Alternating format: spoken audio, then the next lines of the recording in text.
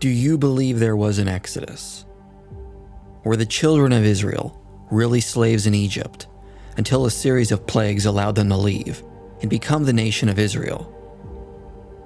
Many Christians and Jews believe this event happened, but many Egyptologists doubt the story the book of Exodus records. Instead, some suggest it was just a myth that was invented by later Israelite authors. Many archaeologists also say we have little to no evidence that would support an exodus from Egypt at the end of the Bronze Age. So until we find evidence, there is no reason to assume it happened.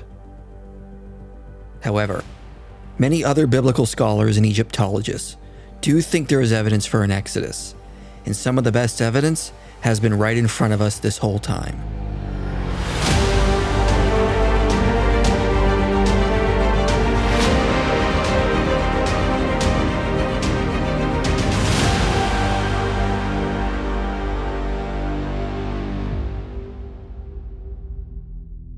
The story of the Exodus is as follows.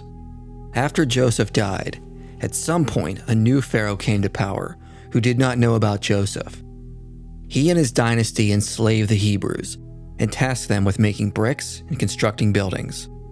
Specifically, they built store cities at Pithom and Ramesses. As time went on, the Hebrews grew in size. To deal with the growing population, the Egyptians threw the male infants into the Nile. But one woman saved her son by placing him in a reed basket and hiding him by reeds in the Nile, where he was discovered by Pharaoh's daughter.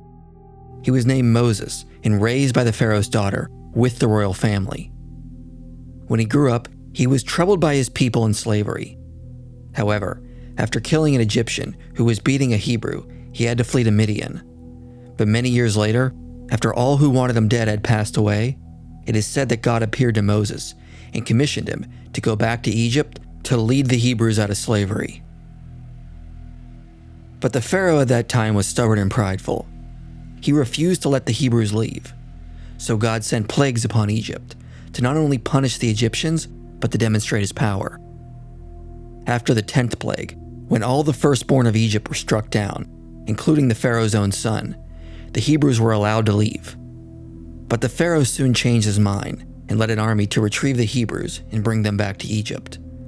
At the edge of the Red Sea, the Pharaoh caught up with them, but God sent a strong east wind to blow the sea back all night, opening a path for the Hebrews to cross to the other side.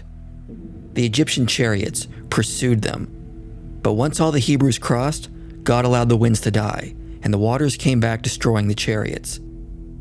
Thus Israel's exodus from Egypt had been fulfilled, as God promised.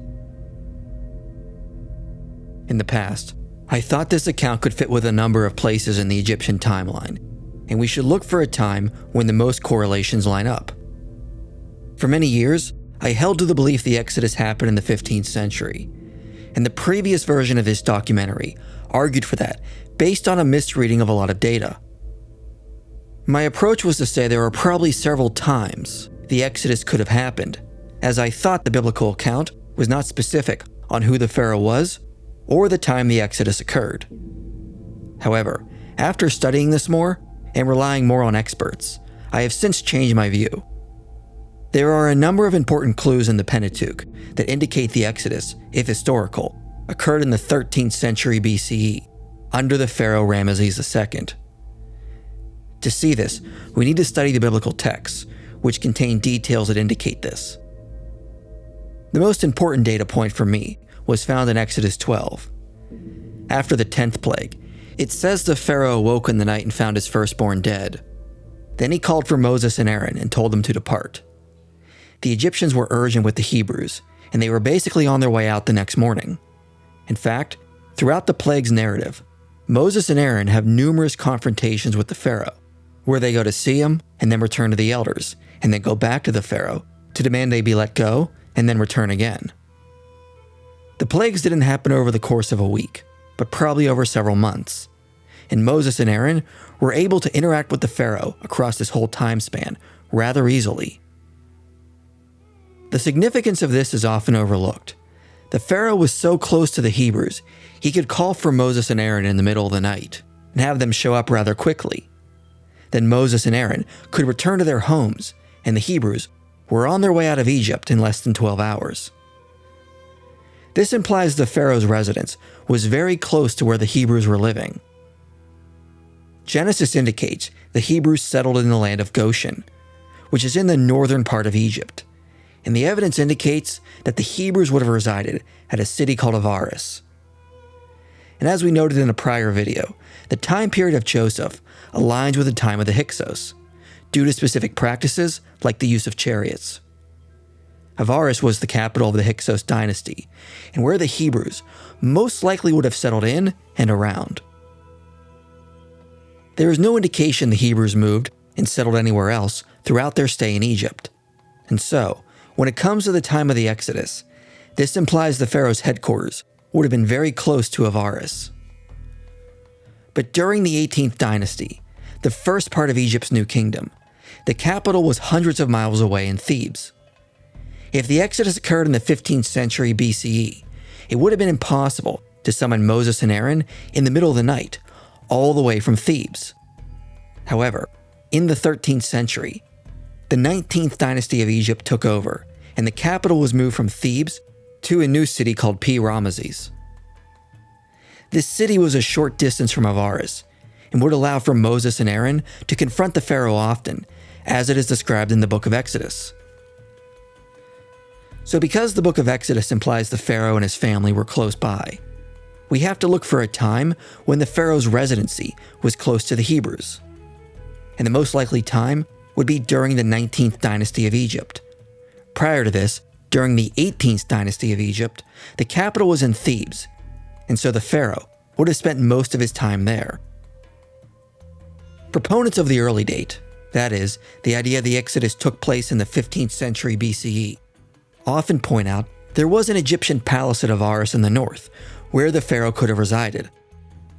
This was convincing for me until I studied the issue more. The palace at Avaris they refer to was relatively small and was mostly utilized for administrative purposes. It is unlikely it could house the pharaoh, his royal court, his family, and his harem. Some early date proponents attempt to argue the 18th dynasty may have moved its royal court to Memphis in the north. But even if this is true, it would still be quite a journey to the city the Hebrews resided in. There would not have been enough time for Moses and Aaron to be summoned in the middle of the night, head to Memphis, and be back at Avaris by morning, as Exodus 12 states. The narrative of Exodus 12, and the whole plague narrative for that matter, strongly implies the pharaoh was close by the Hebrews, with his family, and remained there for most of the year. The most likely time frame for this is during the 19th dynasty, and therefore during the 13th century BCE, after Ramesses was built. Another issue, which points to the late date for the Exodus, is the name Ramesses in Exodus 1. Exodus records the Hebrews built store cities at Pithom and Ramesses. The biblical Ramesses is most likely a reference to the ancient city of Ramesses, which, as we noted, did not exist until the 19th dynasty of Egypt built it to be their capital. Early date proponents argue this is merely an updated place name in the book of Exodus. This was the argument I gave when I held to the early date, which is that when the Exodus occurred, the city was called Avaris. Then a later author updated the account in Exodus with the site's current name. To support the early date, proponents cite verses from Genesis that also contain updated place names. One of these is in Genesis 47, which says that Jacob and his family settled in the land of Ramesses. So why couldn't Exodus 1:11 also contain an updated place name? The problem with this comparison is the verses in Genesis are not the same as Exodus 1:11. Exodus 1:11 says the Hebrews built store cities at Pithom and Ramesses. This is a direct claim to being involved in the construction of these cities. The verses in Genesis only make reference to something with an updated place name. In other words, saying Jacob settled in the land of what was called Ramesses is different than saying the Hebrews built a specific store city at Ramesses. The latter implies the Hebrews were there to help construct parts of the city, whereas the former is a general reference that can be an updated place name, not a reference to a specific act the Hebrews would need to be present for. Furthermore, although the cities were close by to each other, in reality, they were two separate sites, roughly 2 kilometers apart. Avaris had existed for centuries, before Jacob and his family arrived in Egypt. P-Ramesses came into existence much later and was a separate city. So the reference to Ramesses in Exodus 1 would most likely mean the Hebrews would have been in Egypt to build part of P-Ramesses and could not have left before the city was built, thus indicating early dates for the Exodus do not fit with what is described in the book of Exodus. What this means is if the Exodus is historical, the most parsimonious reading means it had to have happened in the 13th century BCE, or sometime after P-Ramesses was the capital of Egypt. But also, the Merneptah Stele specifies Israel was already in the land of Canaan by around 1210 BCE, so the Hebrews would have had to have left roughly 40 years prior to this, which also helps us pinpoint the Exodus to roughly between 1300 and 1250 BCE, and the pharaoh that was reigning for most of that time was Ramesses II.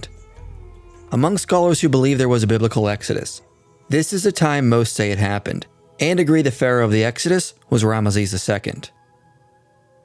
But for many laymen, this tends to be disappointing. One of the main reasons is we're told there is no evidence any Exodus occurred under Ramesses II. When I argued for the early date, one of the things I said, which I still believe is true, was that the primary evidence for the Hebrews' exodus from Egypt is the book of Exodus itself. Many want to look for archaeological evidence to confirm the Exodus, but we should start with the book and verify if it is even a reliable account, which many overlook and do not attempt to do. But without the account as the primary witness, there is no reason to even posit an exodus from Egypt and look for archaeological correlations. Essentially, before anything else, we need to ask, how do we know the account laid out in Exodus actually goes back to an historical event and is not merely a myth or a legend? Well, many biblical scholars have noted there are several internal clues that show the book of Exodus doesn't bear the markers of later forgers or myth makers, but it contains several clues that shows the account goes back to an historical people who have knowledge of the Egyptian language, customs, and culture. The probability that later forgers would get all these aspects right, if they were simply making up a legend, is highly unlikely. Benjamin Noonan points out the language used in the book of Exodus to Numbers contains a significant amount of Egyptian loanwords. There are a total of 27 different loanwords and a total of 381 occurrences. Specifically, the book of Exodus contains 26 loanwords and 333 occurrences. Outside of these three books, and within the rest of the Hebrew Bible, there are only 51 Egyptian loanwords and 450 occurrences for a much larger section of the Bible. Given the ratio of distribution, there is a much smaller proportion of Egyptian loanwords in the rest of the corpus, when compared to the books that would be expected to have more affinity with an Egyptian past. Noonan says, when one compares the above data, it becomes evident that the Exodus and wilderness traditions contains a significantly higher proportion of Egyptian loanwords than the rest of the Hebrew Bible. From the standpoint of contact linguistics, this observation indicates that the Exodus and wilderness narratives, especially the narrative of the book of Exodus, exhibit greater Egyptian influence than the remainder of the Hebrew Bible. Noonan also compares this ratio in Exodus to books written later, such as Esther, Ezra, and Nehemiah. These books have been shown to have Old Iranian influence, given that they reflect time periods of heavy Persian influence. However, Ezra and Nehemiah only contain 26 Old Iranian loanwords with 82 occurrences. The relative frequency of Egyptian loanwords in the Exodus and wilderness traditions is significantly higher than the relative frequency of Old Iranian loans in Esther and Ezra and Nehemiah. Some might argue early Canaanite cultures were heavily influenced by Egyptian intervention throughout the New Kingdom. But when we compare Hebrew to other Canaanite languages, we again find more Egyptian loanwords in the Exodus narrative than we do with other languages. There are very few Egyptian loanwords in Ugaritic and only one in Phoenician. Moabite, Ammonite, and Edomite contain no examples of known Egyptian loanwords. Old Aramaic contains 2, and as time progresses to Imperial Aramaic, you get an abundance of Egyptian loanwords. but the loanwords mostly show up in Egyptian Aramaic texts that were from Egypt. Even with that, Noonan writes, the ratio of occurrence of Egyptian loanwords to total word count, i.e. the relative frequency of Egyptian loans, is significantly higher in the Exodus and wilderness narrative than it is in Imperial Aramaic. Thus, the high amount of Egyptian loanwords in the Exodus narrative is unique with regards to regional languages within the Levant. The question, of course, is how and when did this Egyptian influence occur on the Hebrew language? Noonan argues, based on the type of some of the loanwords we find in the book of Exodus, the most likely time for linguistic borrowing to occur would be during the Middle to Late Bronze Age. Some of the loanwords in Hebrew are feminine nouns that contain a specific ending, yet this ending drops off in later times. So the most likely time for this influence to occur is during the Bronze Age, when the Bible says the Hebrews were in Egypt. Thus, the Exodus narrative contains remnants of the Egyptian language from a period of the Middle to New Kingdom. This is something that is unlikely to have happened if the ancestors of Israel had never been in Egypt. James Hoffmeyer notes many of the personal names of the Pentateuch reflect the same time period of Egypt and likely have Egyptian roots. The name Moses is most likely a Hebraized version of the Egyptian name that could have come from the structure that shows up in names like Tutmos and Ramesses. Merari, son of Levi, is only attested among the Hebrews in the Semitic world, but was a common Egyptian name of the Middle Kingdom. Phineas is also most likely an Egyptian name that means Nubian. The name Asir might derive from the god Osiris. And we can identify several other names that likely have Egyptian roots. Now, Richard Hess notes many of the names could potentially have a West Semitic origin. But West Semitic names have a strong presence in Egyptian texts from the New Kingdom. Hess also notes the names still reflect an early origin. All of these names have roots attested in the 2nd millennium BC. There is no personal name that appears only in the 1st millennium BC, and thus there is none that can be used to support the argument for the narrative being a fictional account written by scribes in the middle of the 1st millennium BC.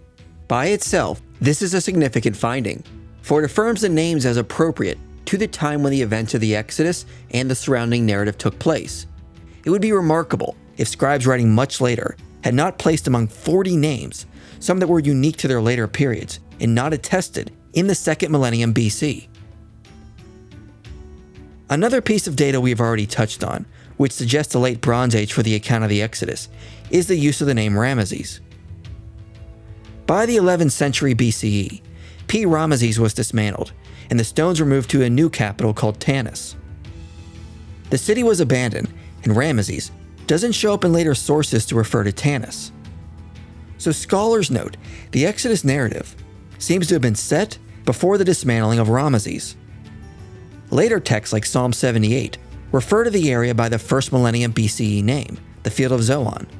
The book of Exodus does not use this later name, but refers to the city that was abandoned and lost to history. Manfred Bietek says, this shows that the presence of the toponym Ramesses in the book of Genesis and Exodus must have been adapted from a tradition older than the 3rd intermediate and Saite periods. The said changes in the physical and political landscape of the Eastern Delta, including new major centers and toponyms, were incorporated only later into the Bible, while the start of the itinerary in Exodus reflects the topographical conditions of the Ramesside period. So Exodus retained an older name, supporting the case the account of the Exodus goes back to memories from the 2nd millennium. Hoffmeyer also notes other toponyms date back to the 19th dynasty. Pithom has most likely been identified with a site that existed in the 13th century BCE. It was named Pithom by Ramesses II. Sukkith corresponds to an Egyptian toponym that is referenced in Egyptian texts from around the same time period. Migdol refers to Egyptian forts on the Sinai Peninsula. Hoffmeyer says, both the Bible and the Egyptian sources locate Migdol outside of the Delta proper. Papyrus Anastasi III, which dates to the 13th century, mentions a watery feature called the Waters of Baal, which likely corresponds with the biblical location called Baal Zephon. Another papyrus from the same time also mentions the location of Baal Zephon in the region as well. So the names of locations in the Bible align quite well with the toponyms of the region as it was known in the 13th century BCE, and not later or earlier. In fact, Donald Redford goes so far as to admit about the Exodus as a whole, the text does not look like mythology, at least on the definition of the latter as a timeless event set in the world of the gods. The biblical writer certainly thinks he is writing datable history.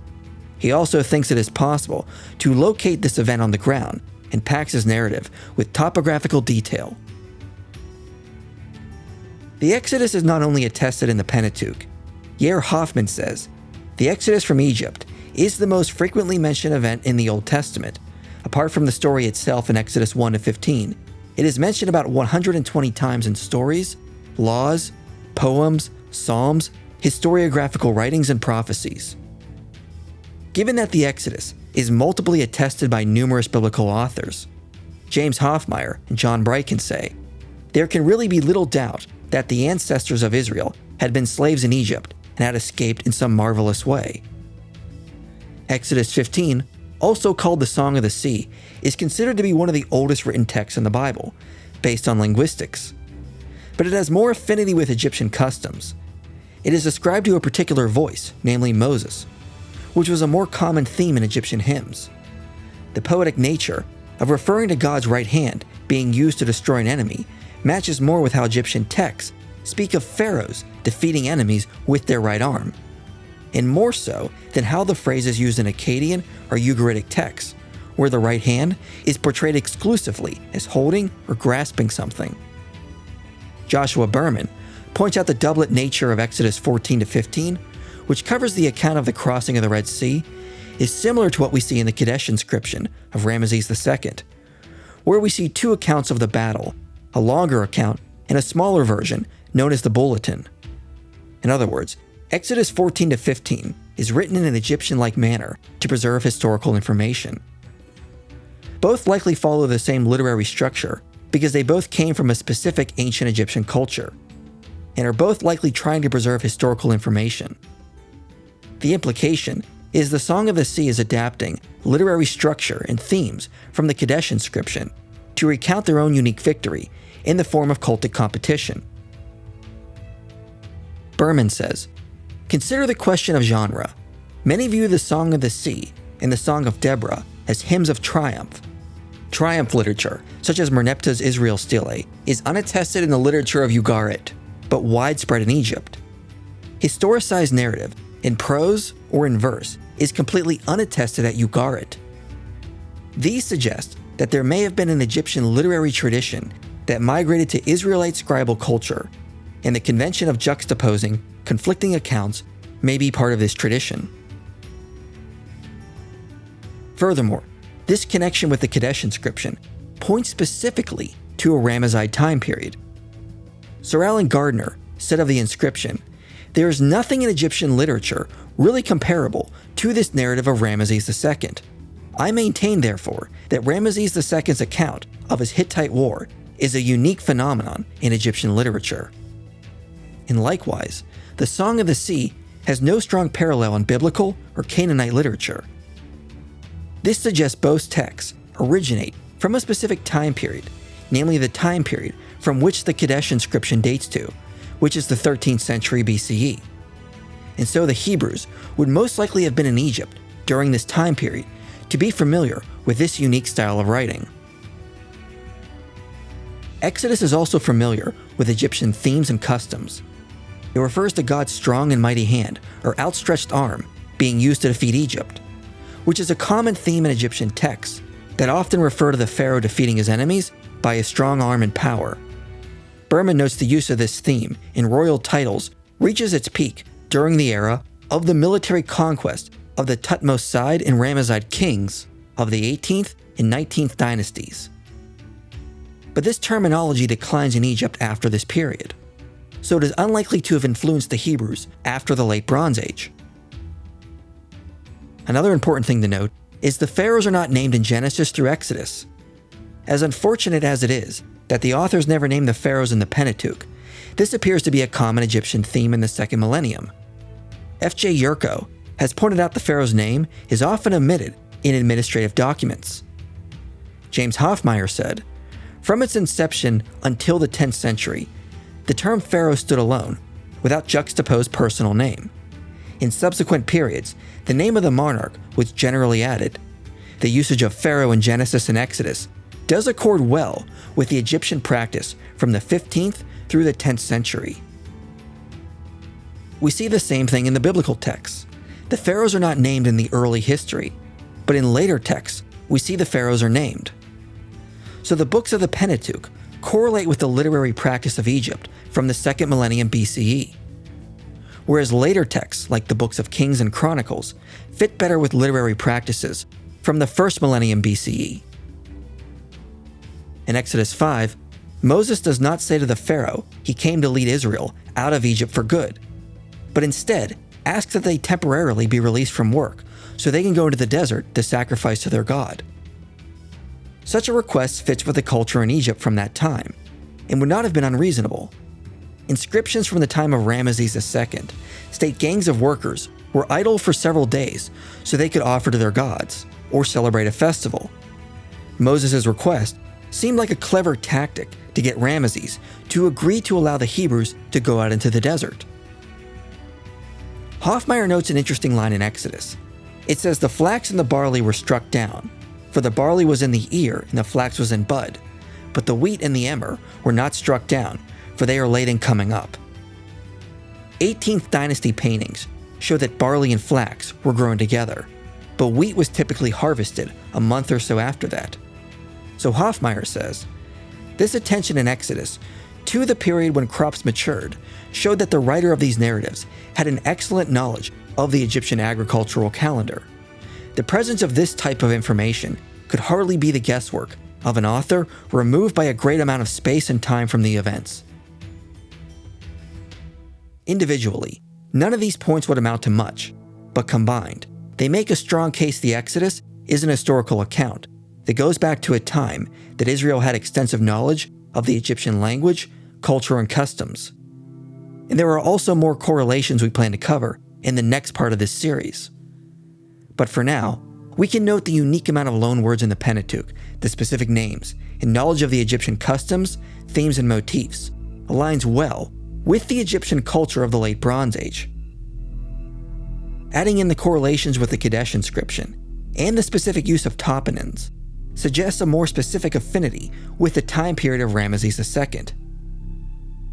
If this account was all a fabrication, it is unlikely the book of Exodus would coincidentally contain all these affinities with an early Egyptian culture. However, if the Exodus is an accurate historical account, this is what we should expect to find, meaning the evidence suggests the Exodus has many internal clues that do not bear the mark of later forgers or mythmakers. The internal evidence of the Pentateuch is better explained if the Exodus is based on an historical account that was recorded and handed down to their descendants in Israel. But if this is true, then surely there should be evidence in Egypt of the Exodus. Yet documentaries like Patterns of Evidence, which argues for a fringe Exodus theory, says repeatedly there is no evidence for an Exodus during the time of Ramesses II. Proponents of the 15th century Exodus also repeat this line. And so because of this, many suggest the Exodus had to happen in a different time period or did not happen at all. I used to think this was the case, until I learned there was evidence for a Semitic population that remained there until the time of Ramesses II. The archaeological evidence not only supports the biblical account of the Exodus, but points to a Ramesside date. To begin, as we noted in a previous video, the account of Joseph most likely aligns with the time of the Hyksos dynasty. The Hyksos capital was at Avaris, which was located in the eastern part of the Nile Delta, which the Bible calls the land of Goshen. During the Middle Kingdom and Second Intermediate period, we know a number of Asiatics moved into the Nile Delta and settled there. Jacob and his family would likely have been one of those groups, and settled in and around Avaris and remained there for generations, like the Pentateuch suggests. Manfred Bietek has led excavations on the site for years, and is the leading expert on ancient Avaris. He notes the region received an irregular, but nonetheless continuous flow of Asiatic immigrants, who contributed distinctly Asiatic elements to life and customs of the local population. But after the Hyksos were defeated and expelled, there is no evidence of a mass exodus of the Asiatic population. There is mounting evidence that a large portion of this population stayed on in Egypt and served their new overlords with their skills and experience, which were in demand in their host country. He notes Canaanite-style artifacts can be found at the site of Avaris during the New Kingdom, as well as a lack of pig bones. So the Semitic people who were there during the Hyksos period seem to have remained and served their new rulers in Egypt's New Kingdom. But the Asiatic population was not treated well. According to the biography of General Amos, son of Abana, when Avaris was taken by the native Egyptians, the inhabitants were treated like captives and enslaved. Typically, Egyptians would not enslave free peoples living within Egypt's borders. But the city of Avaris seems to have been treated as a foreign territory, and foreigners were often enslaved by the Egyptians. This would also account for when the Exodus says a new pharaoh arose who did not know about Joseph. When the native Egyptians took back control of Egypt and kicked out the foreign Hyksos rulers, they worked to wipe away all memory of them. So they would not have cared about a vizier named Joseph from the previous dynasty, especially if they were actively working to erase them from history. In terms of how the Semitic population was treated, it does not appear they were treated well. Betek notes during the New Kingdom, there is some limited evidence of ritual executions conducted on young males at the site.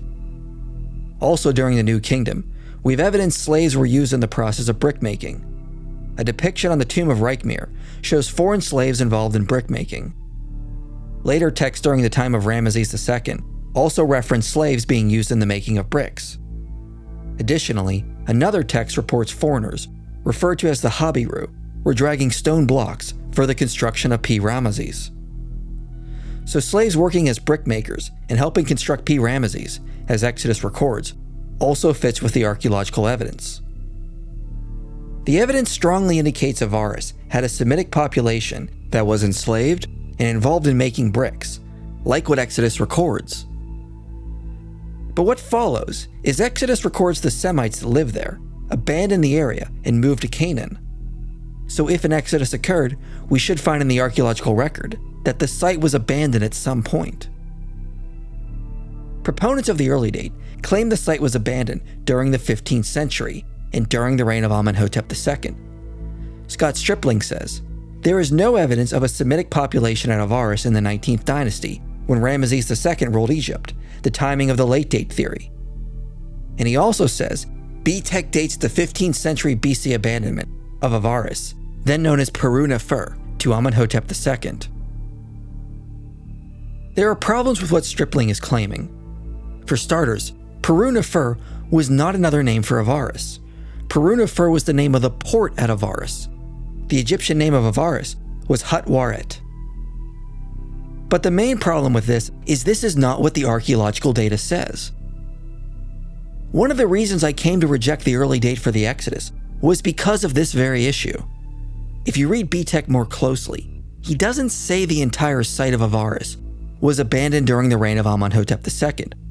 Only the palatial district, which is only about 5 hectares in size. The larger portion of the city that centered around the Temple of Baal remained there. And this was the Asiatic population that had been there since the Hyksos that Betek refers to. In reality, Betek is talking about the Egyptian administrators abandoning the site in the 15th century, not the Semitic population. To quote, after the conquest of Avaris by Amos, the town was first abandoned, except for the precinct of the Temple of Seth, where an unbroken activity till the Amarna period can be observed. The temple seems never to have been abandoned. After Amenhotep II, we have evidence Asiatic nomadic shepherds remained there, along with the majority of the Canaanite population. There was a brief period during Akhenaten's reforms when the temple was abandoned, but the city seemed to be in use through the entirety of the 18th dynasty. So if the site was not abandoned when Stripling says it was, you don't have an Exodus in the 15th century BCE. But was the site ever abandoned? If not, there is no evidence of an exodus.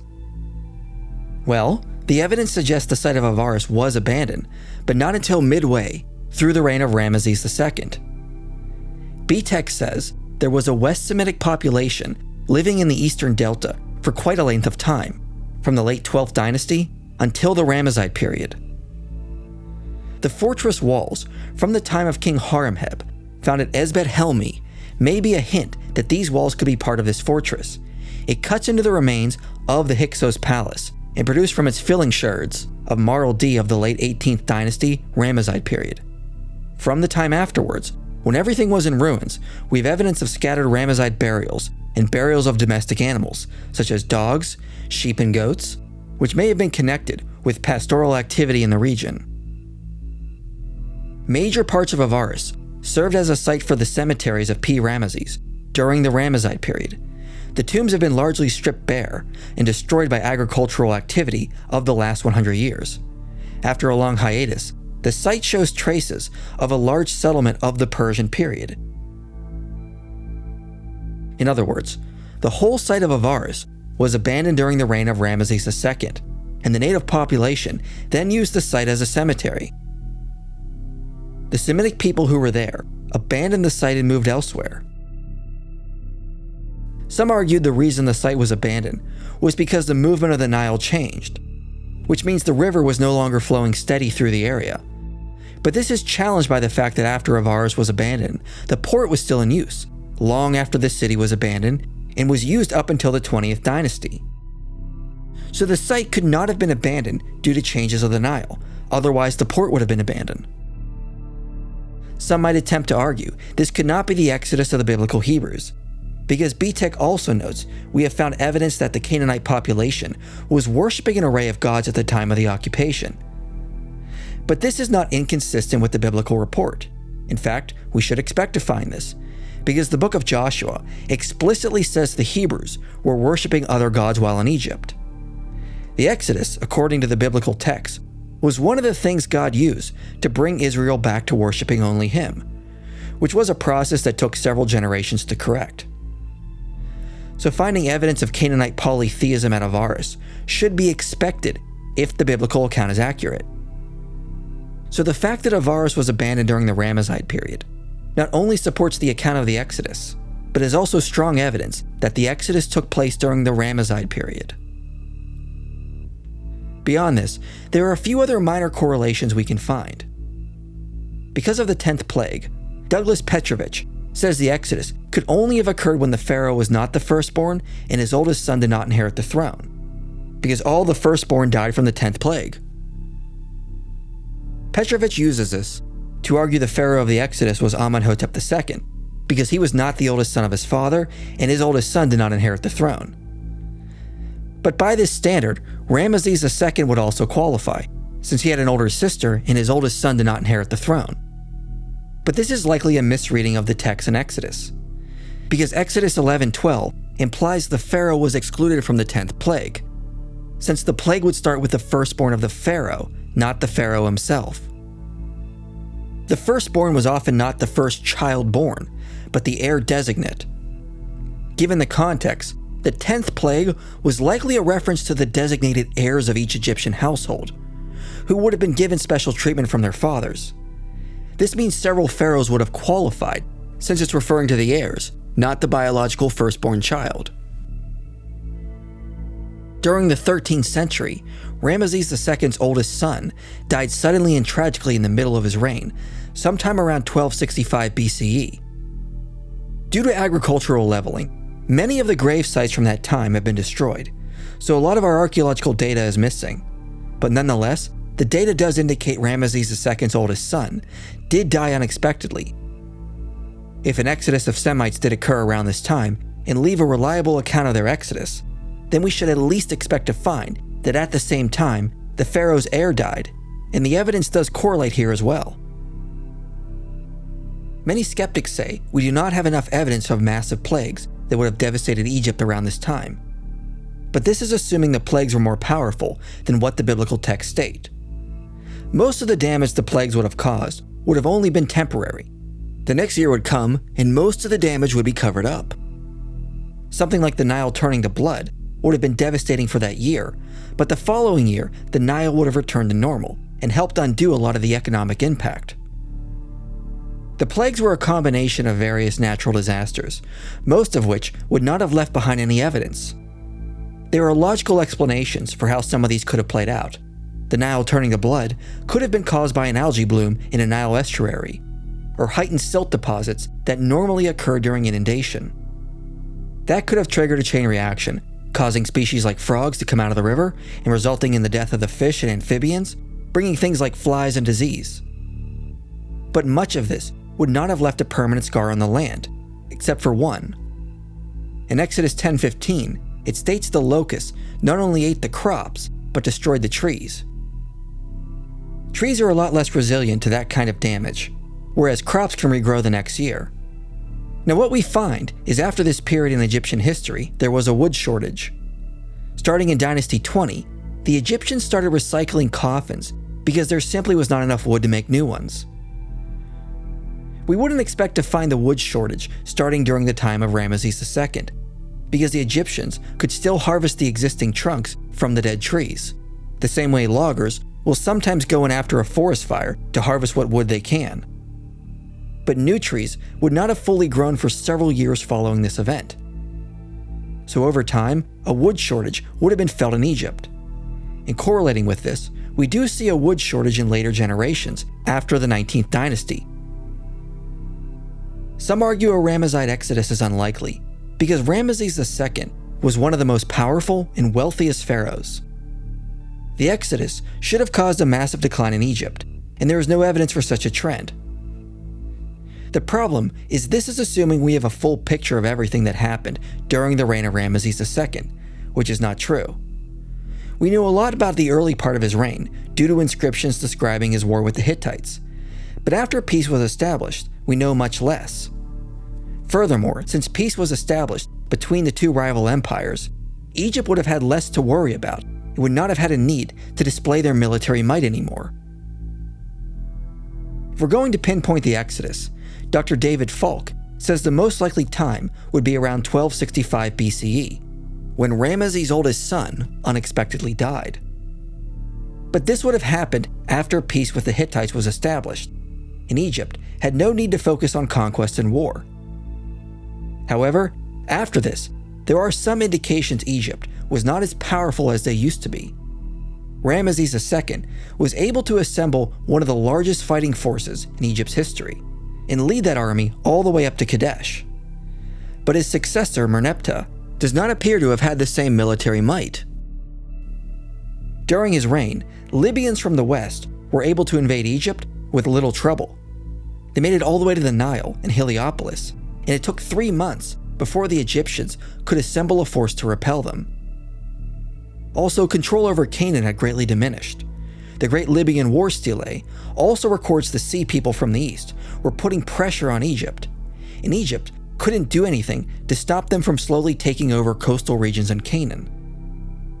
So during the early reign of Ramesses II, Egypt was at a point of military height, but within a generation or two, Egypt was being attacked on both sides. A decline in Egyptian hegemonic control seems to have occurred over a short time. And although the Exodus would not have been the only factor that caused this, it could have been a contributing factor. Either way, there's nothing about the later half of Ramesses' reign that would suggest an Exodus could not have happened. And as we noted, the archaeological evidence suggests Avaris was abandoned around this time. So, what we have in the archaeological record fits well with the biblical description of what happened in Egypt. We have an Asiatic population in the Nile Delta, which the Bible refers to as the land of Goshen. They were enslaved after a dynasty change and not treated well, and then suddenly abandoned the site during the Ramesside period. We have no reason to think the site was abandoned because the flow of the Nile changed, since the port was still in use. We have a few minor correlations, like the unexpected death of Ramesses II's oldest son, a wood shortage, which could have been caused by the 8th plague, and some indications Egypt lost its hegemonic control, which the Exodus may have contributed to. This alone would not prove an Exodus occurred. However, because we already argued there are internal markers that strengthen the reliability of the Exodus account, The archaeological data can better be explained by arguing the book of Exodus can account for it.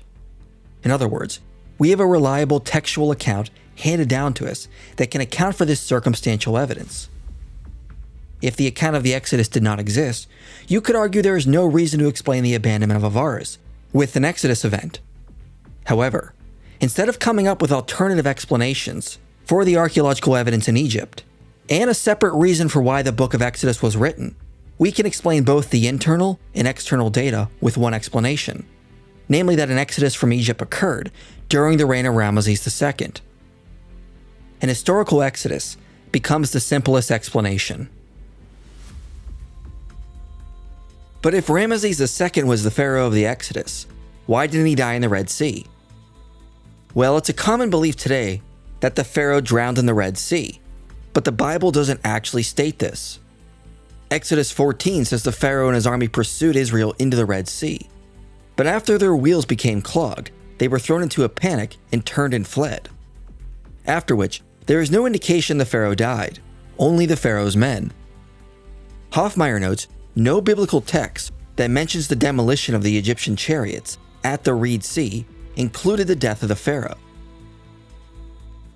Another objection is the Exodus, if taken entirely literal, would indicate the amount of Hebrews who left Egypt and the mixed multitude who went with them was somewhere between 2 and 5 million. This is incredibly high and unlikely.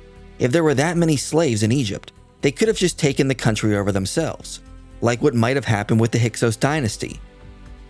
But scholars have been noting for years that this is not what the Bible actually says. Richard Hess and Kenneth Kitchen, as well as many other conservative scholars, agree the Hebrew term for 1,000 can refer to a military unit, a tribe, or a small group.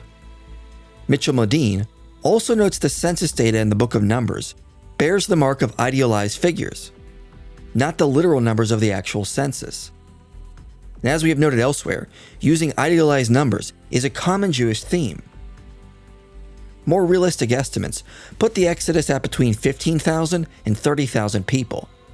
David Falk notes that since the Exodus included a mixed multitude of other ethnicities, it could have been as high as around 100,000. These estimates fit far more with the expected birth rates and numbers we see later in the book of Judges.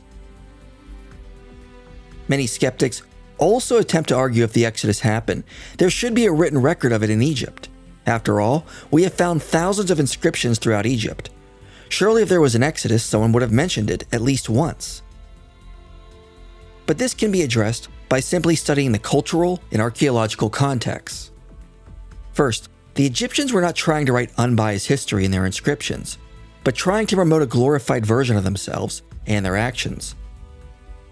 Jenny Hill says, the hieroglyphic inscriptions on the walls of their temples were a useful propaganda tool of the pharaoh and the priests. As a result, they tend to give the most positive view of the current pharaoh and make implications regarding the perceived quality of a previous pharaoh, which may have been prompted more by political motivations than a desire to record the truth. Inscriptions in tombs, also in hieroglyphs, are simply careful to paint a positive picture. Donald Redford refers to Egyptian texts several times as propaganda used to promote an idealized view of Egypt that is probably not historically accurate. William Kelly Simpson notes Egyptian texts and even the art are propagandistic and are not fair in their assessment of how events actually played out. James Hoffmeyer notes, the reality is that pharaohs typically do not report on failures, or they turn them propagandistically into successes. Egyptologists extract bits of historical information from ancient Egyptian inscriptions, but with the understanding that the Egyptians were not always trying to be fair, let alone record events that would have gone against their agenda. So we aren't going to find in their inscriptions an account of when their slaves managed to best them and escape into the desert while drowning an Egyptian army.